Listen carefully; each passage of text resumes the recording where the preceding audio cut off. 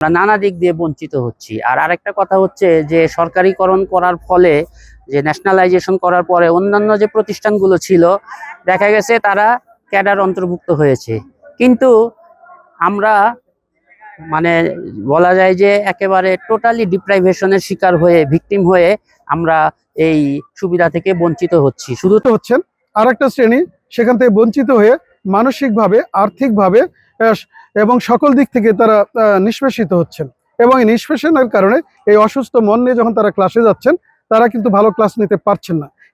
আত্মীকরণ করার বিধান করা হয়েছে, যেখানে শুধুমাত্র বলা হয়েছে যে যে পদে আছে সেই পদেই তারা থাকবে, তাদের কোনো প্রমোশন নাই।